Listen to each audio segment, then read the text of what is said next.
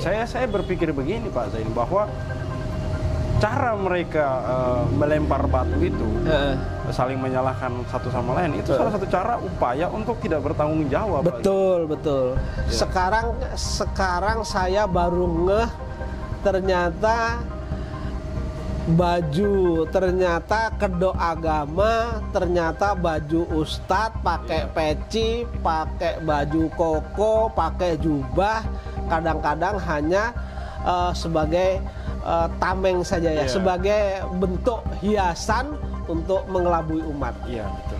Ya, jadi harapan saya berkaitan dengan ini, Yusuf Mansur itu kan memang sudah banyak investasi-investasi yang mana seperti misalnya JBN, kemudian patungan Hotel City, kemudian Paytrend, kemudian patungan tanah dan lain sebagainya, yang memang nggak ada yang benar gitu loh.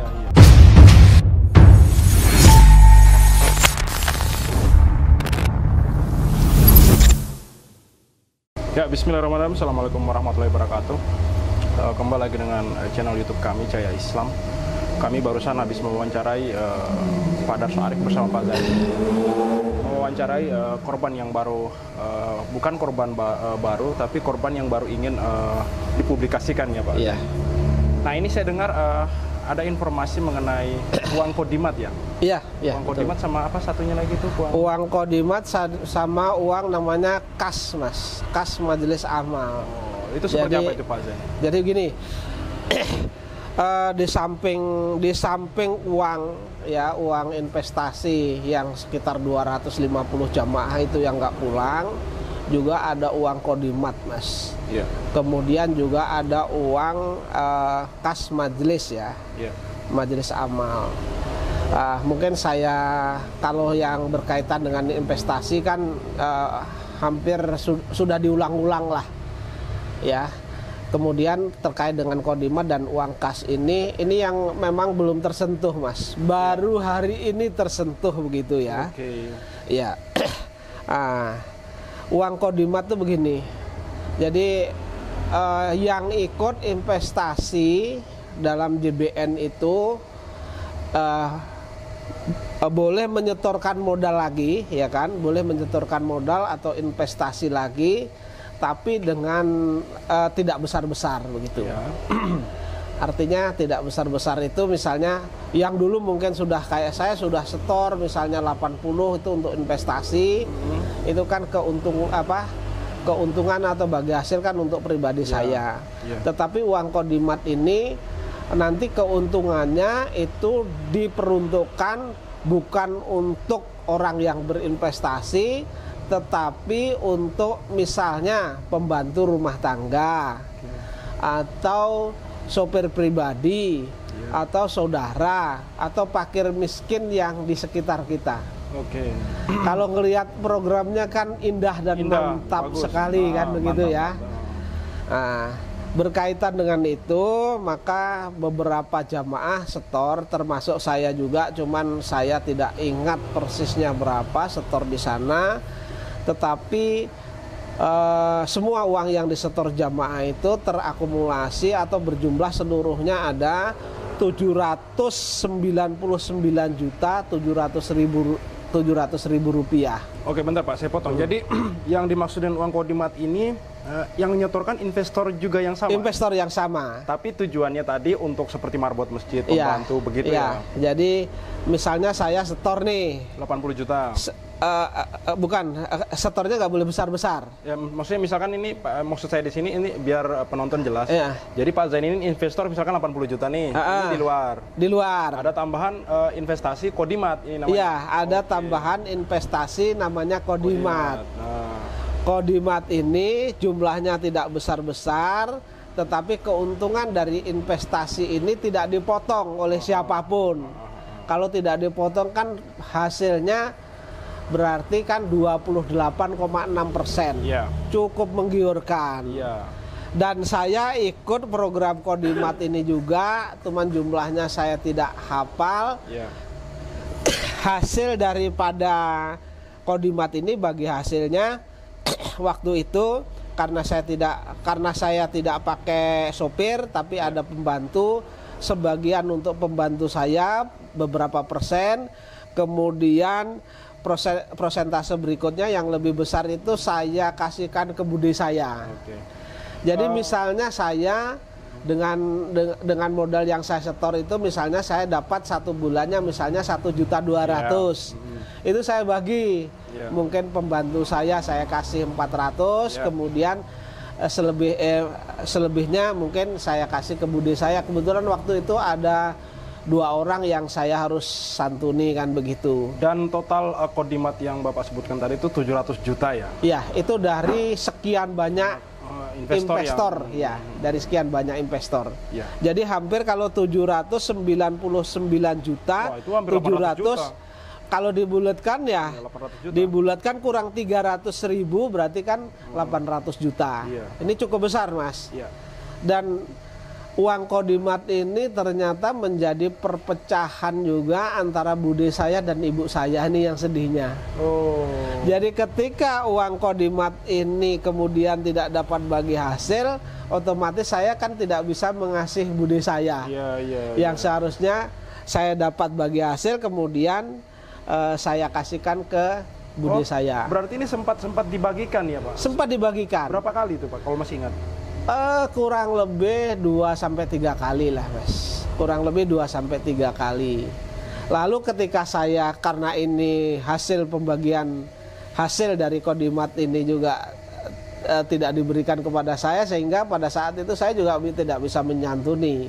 Ketika tidak bisa menyantuni, otomatis kan stop nih kepada bude saya. Bude saya itu curiga kepada ibu saya bahwa seolah-olah saya itu memberi tapi tidak dikasihkan oleh bude saya. Sakit juga Mas ini gitu. Bentar Pak, saya masih agak kurang jelas. Di uang Kodimat ini yang disetorkan, taruhlah totalnya kita hitung angka bulatnya 800 juta ya, dari para investor ini. Ini diputarnya di batubara juga atau gimana? Diputarnya di batubara juga. Jadi dia kayak dibikin tersendiri. Di investasinya batubara, terus nanti ini dibagi bukan untuk pribadi seperti yang dijelaskan tadi. Nah, ini kan baru dibagi 3 bulan, kurang lebih 3 bulan ya. Dan ini dugaan saya kemungkinan ini mungkin menyeluruh ya ke semua investor. Ini saya bisa bilang bahwa saya ya sebagai pribadi, saya bisa berpendapat bahwa uang ini kemungkinan besar ya dari uang yang disetorkan juga. Betul. Iya enggak sih? Iya. Jadi gini. Kalau saya itu posisinya karena tidak ada bagi hasil, kemudian kan mereka masih berhutang nih, ya kan? Ketika masih berhutang, ya sudah, saya masukkan saja sebagai investasi Kodimat gitu. Nah, kemungkinan besar malah dugaan saya setelah ini macet total, dugaan saya program-program Kodimat ini hanya akal-akalan dari Yusuf Mansur dan kawan-kawan saja. Saya sepakat. Karena mereka tidak bisa bayar, biar seolah-olah ini bukan mereka yang cedera janji atau prestasi, ya kan? Dibuatlah, ya sudah disetorkan sebagai Kodimat saja begitu.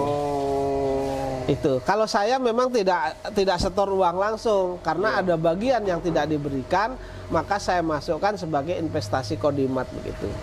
Nah, uang Kodimat ini kalau hitungan tahun 2009 kan cukup besar. Besar Pak. Kurang 300.000 sudah 800 juta, ya kan? Mungkin di Jogja saja bisa dapat rumah sampai 4 Mas mungkin. Betul Pak. Karena di tahun 2009 ya. 2009 karena harga rumah-rumah yang kecil itu ya masih 200-an kurang 150 lah, 125 150 gitu. Itu. Dan yang lebih sakitnya, dan ini Kodimat seperti itu. Nah, kemudian ada juga namanya kas majelis amal. Ada lagi. Iya. Jadi setiap pengajian, itu nanti beredar juga kotak atau kotak lah. Kotak itu diedarkan, terus kemudian jamaah yang dapat bagian atau yang ikut pengajian tuh masukkan trompa. Jebret. Masukkan di trompa itu. Terus kemudian setelah pengajian mau selesai, itu dibuka berapa jumlahnya, itu disetorkan kepada PT Adi Partner Perkasa juga. Jadi amalnya jamaah itu juga cukup lumayan terkumpulnya, Mas. Ada 1 miliar 400 juta. Ini lebih besar. Lebih besar. Jadi yang seharusnya uang yang dikumpulkan dari jamaah, apakah itu bentuk sumbangan, sedekah, itu kan dipergunakan untuk kemakmuran daripada majelis ya. Ya, tetapi ini pun diembat oleh PT Adi Partner Perkasa, Yusuf Mansur dan kawan-kawan. Nah, ini fakta, saya juga tidak berbicara ngarang, tetapi ada faktanya. Fakta ini kalau saya pegang hanya fotokopian, tetapi aslinya ada di BMT Darussalam. Karena kami hanya dikasih fotokopiannya, sementara kalau ini ada fotokopiannya, berarti kan ada yang aslinya. Betul, iya kan? Betul. Itu ada di BMT Darussalam. Jadi cukup besar.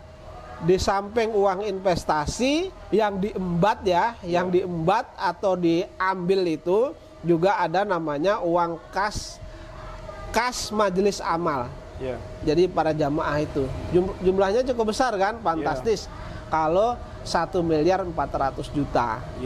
Kemudian Kodimatnya sendiri kurang 300.000 itu juta. Mencapai 800 juta. Berarti totalnya 2 miliar lebih. Berarti totalnya kalau ini diinkludkan totalnya ada 2 miliar 200 juta kurang 300.000. Luar biasa Pak Zaini. Luar biasa. Ini Pak Zaini dapat dokumen ini memang difotokopikan ya, karena Pak Zaini salah satu investor juga begitu ya. Jadi begini.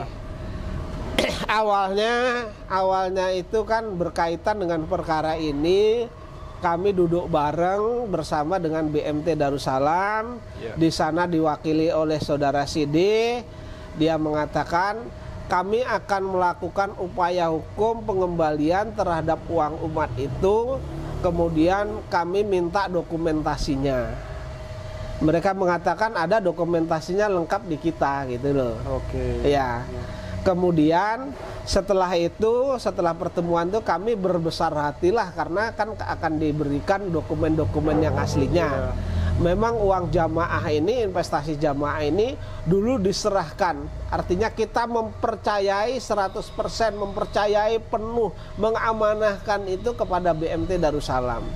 Jadi segala surat menyurat investasi ini berkaitan dengan uang jamaah, uang investor itu adalah dipercayakan. Jadi yang membuat surat menyurat, kemudian perjanjian dan lain sebagainya adalah BMT dengan PT Adi Partner Perkasa dan Yusuf Mansur dan kawan-kawan lah. Kami nggak mau ikut campur pada saat itu.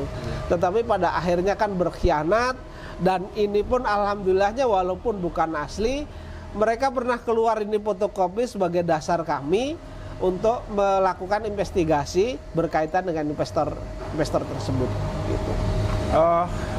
Ini saya bertanya lagi, kira-kira ada jalur hukum yang mau Bapak tempuh dengan masalah yang baru kelihatan ini? Gitu? Iya. Jadi begini, sesuai dengan komitmen saya sebatas ini belum terselesaikan, sebatas ini memang belum ada penyelesaian, baik itu penyelesaian secara persuasif maupun saya paksa melalui jalur hukum, tetap akan saya perjuangkan, begitu ya. Nah, kemudian investor-investor yang lain kan juga posisinya saat ini sedang ngantri ingin melakukan gugatan terhadap Yusuf Mansur. Jadi nanti simultan, Mas. Ini selesai, masuk lagi, ini selesai, masuk lagi, ini selesai, masuk lagi. Terus pertanyaannya kapan itu selesainya? Ya kalau Yusuf Mansur nggak menyelesaikan sampai Yusuf Mansur mati kan gitu. Sebenarnya mudah ya kalau memang Yusuf Mansur mau selesaikan ini dengan cepat, mudah ya. Ini tergantung Yusuf Mansurnya ya. Tergantung Yusuf Mansur dan kawan-kawannya. Ketika ini mau diselesaikan kan tinggal duduk bareng nih. Berapa yang belum dibayar, berapa keuntungannya, ya kan? Udah kami ganti. Kalau misalnya mereka tidak ada uang cash tetapi mereka masih punya harta kekayaan, ya itu nanti ya udah, apakah harta kekayaannya dikasihkan ke kami lalu kami jual. Kalau misalnya ada harta kekayaan yang diserahkan ke kami jual masih kurang untuk membayari utang-utang kepada investor ini, tentu sebagian kekurangan masih kami tagih. Tetapi ketika ini berlebih, misalnya kewajibannya hanya misalnya sekitar 55 miliar, dijual laku misalnya 100 miliar, ya selebihnya kami kembalikan. Begitu kami enak-enak aja kok, jujur-jujur aja, simpel-simpel sekali. Iya, betul. Tapi kenyataannya memang Yusuf Mansur tidak ada itikat ya Pak? Iya, Yusuf Mansur tidak ada itikat. Ini Yusuf Mansur dan BMT dan yang lain ya ini? Selalu mengatakan bahwa oh ini ditimpahkan kepada, oh ini kesalahannya adalah kesalahan perseroan. Iya kan, hampir semualah seperti itu. Kemudian yang terlewati misalnya, oh ini kesalahannya kesalahan BMT dan sebagainya. BMT mengatakan, oh ini bukan kesalahan kami, ini kesalahan ini. Sebenarnya permasalahannya kan jelas. Apa saja peran-peran daripada BMT Darussalam, ya kan? Apa peran dari Yusuf Mansur? Apa peran dari Adiansyah? Kemudian apa peran dari PT Adi Partner Perkasa? Kemudian apa peran dari pondok pesantren, yayasan pondok pesantren Darul Quran, kan jelas nih. Nah, ketika itu duduk bersama, ketika jelas bagaimana nih uangnya ngumpul di mana. Tetapi ketika saling menyalahkan dan tidak memberikan dukungan artinya dukungan dalam bentuk misalnya, oh mereka mengatakan itu yang ngembat adalah PT Adi Partner Perkasa misalnya, ya kan? Tetapi mereka kan tidak punya data itu. Sementara para investor ini kan punya data, Mas. Walaupun tidak 100% benar karena data-data itu ada di BMT Darussalam yang kami percaya, kami amanahkan, dan ternyata akhir-akhir ini mereka berbalik membela Yusuf Mansur dan kawan-kawan. Sehingga patut itu dicurigai adalah BMT Darussalam, kemudian Yusuf Mansur dan kawan-kawan itu adalah satu kelompok yang memang satu kelompok membuat investasi yang tujuannya adalah untuk mengeruk uang umat secara melawan hukum begitu.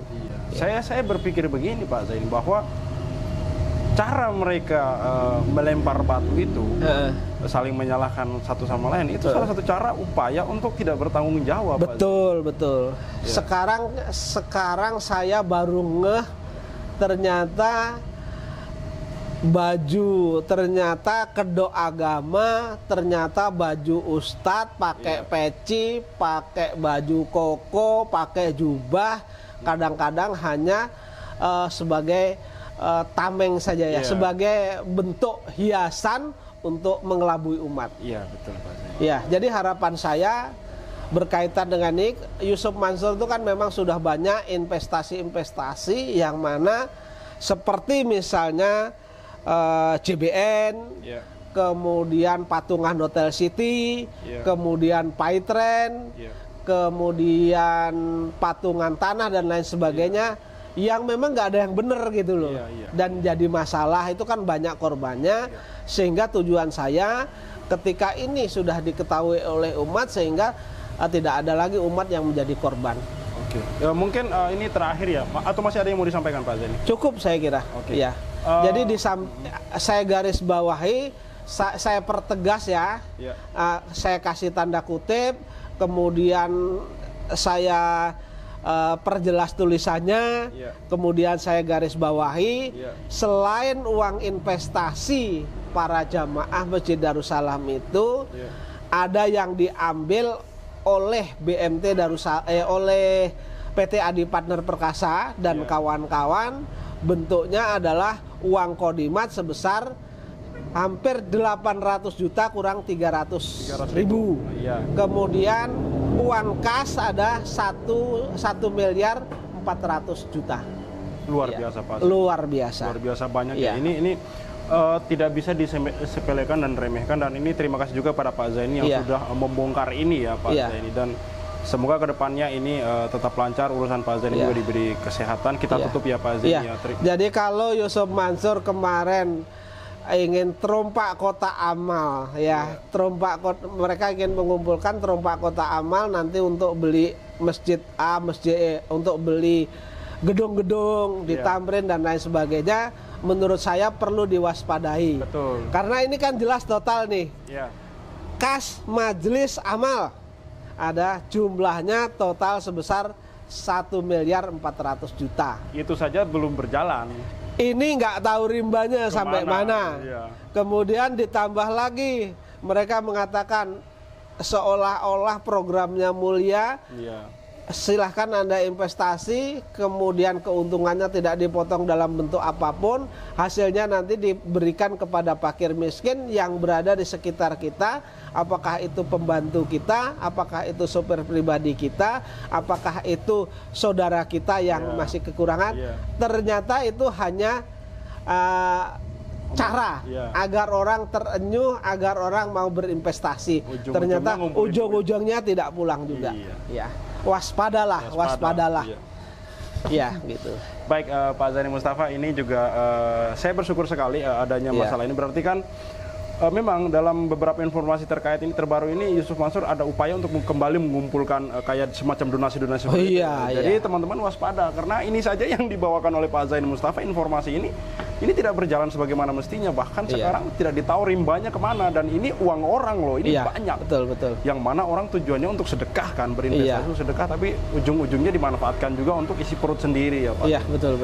Oke, terima kasih banyak kepada penggemar Cahaya Islam. Jangan lupa di-share video-video dari kami, ini edukasi buat orang lain. Minimal ini seperti yang Pak Zaini Mustafa katakan, bahwa walaupun mungkin beberapa duit investor ini tidak balik, paling tidak mencegah kemungkaran ke depannya, karena niat Pak Zaini Mustafa adalah untuk amar ma'ruf nahi mungkar. Betul. Sekian dari kami. Wassalamualaikum warahmatullahi wabarakatuh. Oke. Sudah selesai nih Pak. Selesai.